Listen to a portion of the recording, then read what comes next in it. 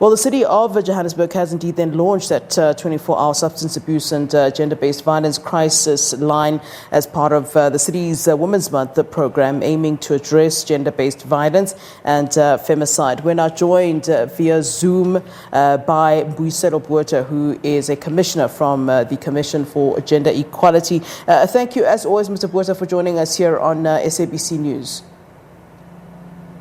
Well, thank you, Flo, and thank you for inviting us. Now, just as a start, what is your reaction to this launch of the gender-based violence hotline or helpline by the city of Joburg? I mean, how different is, or do you think it would operate from, we're used to having helplines in the country. Is there something different, and do you have confidence in it? Well, Flo, thank you once again, and to your viewers as well. I think this must be welcomed in that the merrier the merrier. We know that the scale of violence in our country is huge, and any other effort, Flo, must be welcomed. I think that as a council, they are at the cold phase, Flo. They are at the heartbeat of what women go through every day. So if the council takes such an initiative, it must really be welcomed in the sense that different words, they would be able to know that the people that serve us have our interests at heart. So the difference would be that it is, in fact, closer to the people. We know that, Flo, local government is at the cold phase of inequalities. It's at the cold phase of violence. So I think it's a great move, it's a great initiative. And as a Commission for Gender Equality, all of these initiatives, for as long as they go towards alleviating what women go through, must be welcomed, must be applauded. So we say to the executive mayor and his team that kudos, you're doing well, we must do more, because GBV, femicide, mental health, especially during COVID, it's Herculean, it's huge, and for all of us.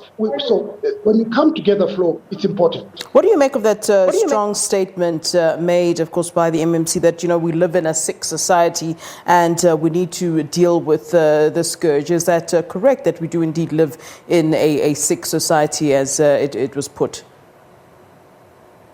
Well, I would even go further, Flo, and say that we live in a society in South Africa, a society that hates women.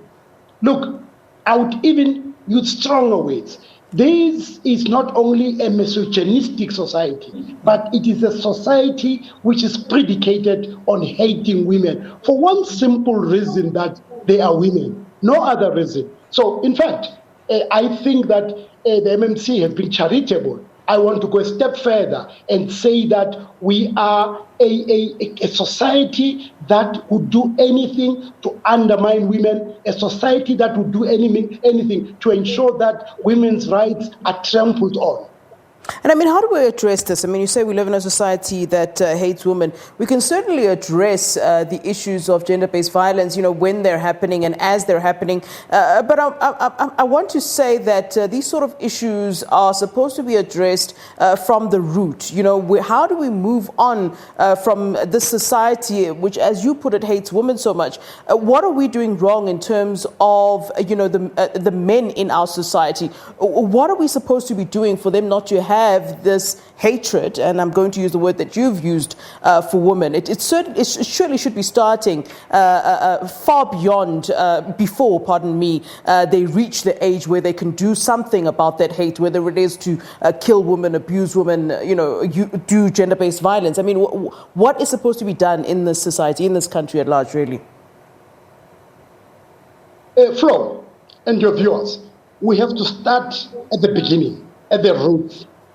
And we must move away from this narrative, the narrative of focusing on the girl child. I have granddaughters. Now I must speak to my grandsons. I must say to Unosimo, to Ulireku, to Rapelang, I must say to them that Lireku, that woman's body, it is her body. We must, as a society, unless we start changing or reimagining a different society, Flo. A society that does not make women to feel guilty for being women. We must move towards focusing on perpetrators. And I'm saying that, Flo, we must start at a very early age. When Lireku, Unosimo, Rapelang, they are 6 as boys, I must start saying to them, my grandsons, the problem is with you in that you need to respect Zukanyo Kakambe's body, my granddaughter. So the point I'm making this afternoon, we will not stop GBV, femicide, unless and until, as a country, we ask the fundamental question, who are the perpetrators? Women don't rape themselves. Young girls don't rape themselves. As men, unless we focus, and so unless we are deliberate about it,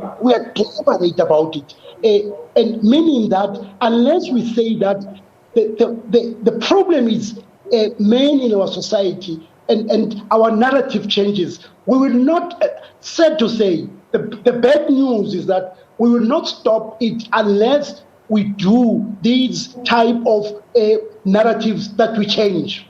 All right, Mr. Mbuyiselo Botha, always a pleasure. Thank you very much for giving us your time here indeed on SABC News. As always, we appreciate your time. Thank you, sir.